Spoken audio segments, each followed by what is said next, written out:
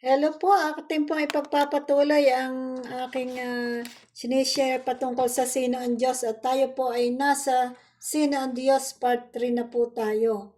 So, doon sa una ay nalaman po natin na ang Diyos ang lumalang ng lahat-lahat. At ito po ay makikita natin sa Isaiah 40:28.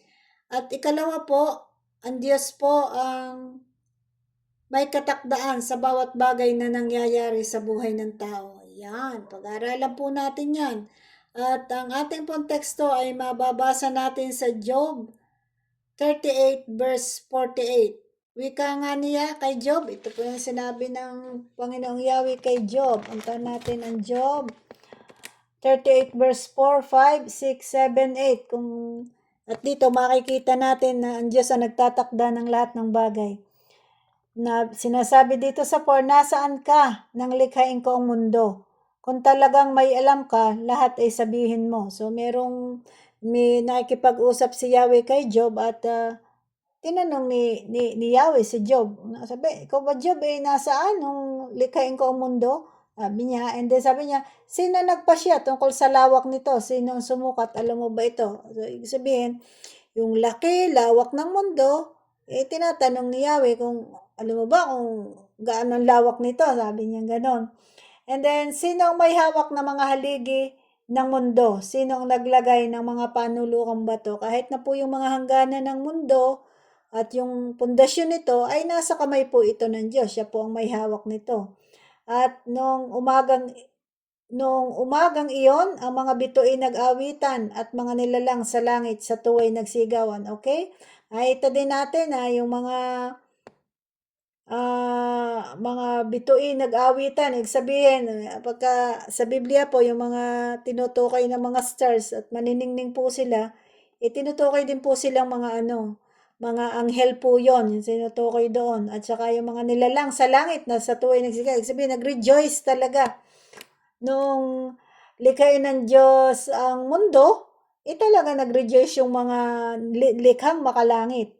And then sinasabi, pagpatak ng 8, sino ang humarang sa agos ng dagat nang mula sa kaliliman ito sa mambulat? It means yung water, it came from within, doon sa kalaliman. At napuno nga ng tubig ang buong mundo bago pa likhain ng creation at itinaboy ng Diyos yung tubig na nahati ng kalawakan. May tubig sa taas, may tubig sa baba. At nilagyan niya ng hangganan at inutusan niya yung tubig. Huwag ka nang lalampas dyan, hanggang dyan ka lamang. So lahat po yan, ang Diyos po ang nagtatakda. Kaya po makikita pa natin dito sa Job 38 na ang Diyos ang nagtakda ng lahat ng bagay. Lahat ng kaayusan sa mundo. Siya po ang naglagay nito, yung universe, yung mga planet. Siya po naglagay ng kaayusan upang maging maayos lahat at naglagay ng katakdaan sa lahat ng bagay. Kaya kung kikilalanin natin ang Diyos, kikilalanin natin siya doon sa ganong aspeto na siya nagtatakda ng lahat ng bagay. At titingnan naman natin sa buhay natin. Tayo ba'y parang kabuting sumilang lang dito at tayo out ng parang pagkakamali lang na parang ano ba yun? Yung pagkasilang ba natin o buhay natin ay parang aksidente lamang. So, tingnan po natin mababasa naman po natin yan sa walang anumang bagay sa lupa na labas sa kapangyarihan ng Diyos. Yan, mababasa po naman natin yung titingnan natin sa 1 Corinthians 10:13. Asa nawala yung aking 1 Corinthians 10:13. Tanda.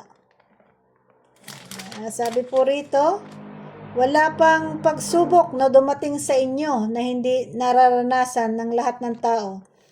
Ibig sabihin, kung ano man itong, at the present, kung ano man itong aking nararanasan pagsubok, naranasan din ito ng iba. Tapat ang Diyos, sabi dito, tapat ang Diyos at hindi niya ipahihintulot na kayo'y subukin nang higit sa inyong makakaya. Sabi, pinakikita ng salita ng Diyos na tapat siya at yung pagsubok na pinapayagan ng Diyos mangyari sa ating buhay, hindi naman niya i-allow yun sa atin kung hindi natin kakayanin. Kaya sabi dito, sa halip, pagdating ng pagsubok, ito dapat yung maging attitude ng tao. Pagdating ng pagsubok, bibigyan niya kayo ng lakas upang mapagtagumpayan niya natin ito. Ibig sabihin, kung tayo ay aware na ang Diyos pala ay inalaw niya, bagamat sinusunod natin ang kalooban ng Diyos, kinikilala natin, kasi may mga kahirapan tayong nangyayari sa buhay natin because result yun ng ating mga sarili nating mga desisyon, sarili nating mga kagustuhan. Kaya tayo napawa kasi desisyon natin yun eh. Pero kung tayo nasunod sa Diyos, and yet, sa kabila ng mga yon, tayo nagkakaroon pa ng pagsubok, katulad ng nangyari kay Job, na bagamat siya'y matuwid at sinusunod niya ang kalooban ng Diyos, hinayaan ng Diyos na siya'y subukin. At napagtagumpayan lahat ni Job yun dahil hindi siya lumayo sa Panginoon. Ibig sabihin po, merong mga pagsubok kasi hindi ko nakakayanin, parang hindi ko kaya, hindi ko ito makakaya. Hindi po, kaya po natin.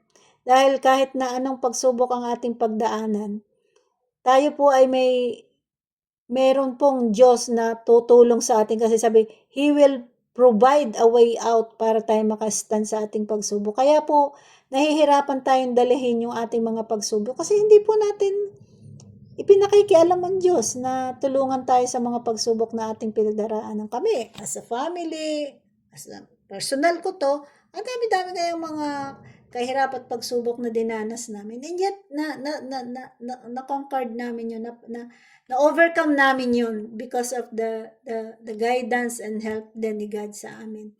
Kaya hindi mo kailangang isik yung pag may pagsubok ka, gagawa ka ng kasalanan.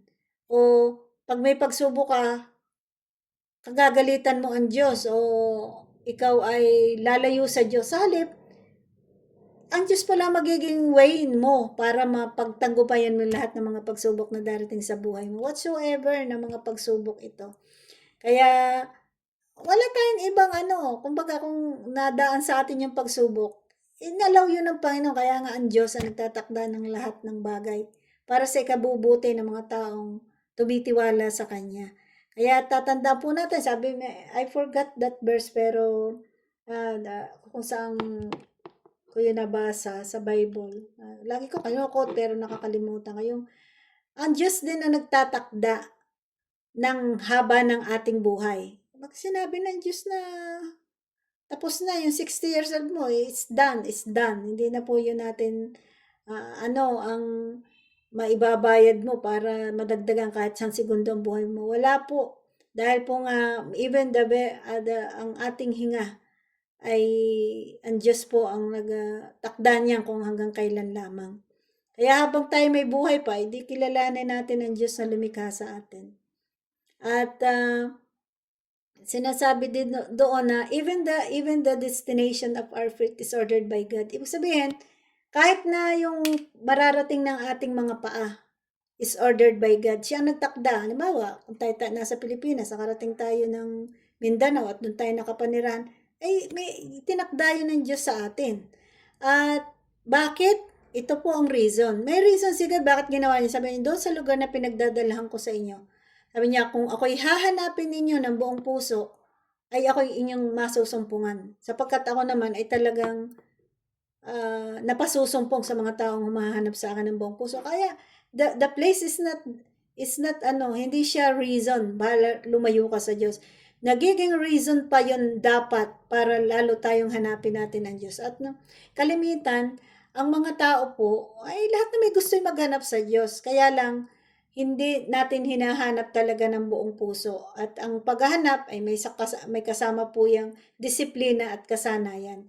Ibig sabihin po, sasanayin mo yung sarili mo, didisiplinahin mo yung sarili mo. Kung may matutulog na ng buong magdamag, okay, gigising naman ng before, 1 hour before ako magtrabaho, o magbibigay naman ako ng time na gumising na mas maaga para ako ay mag-devotion at hanapin ko, kilalanin ko ang Diyos sa pamamagitan ng pagbabasa ng kanyang mga salita.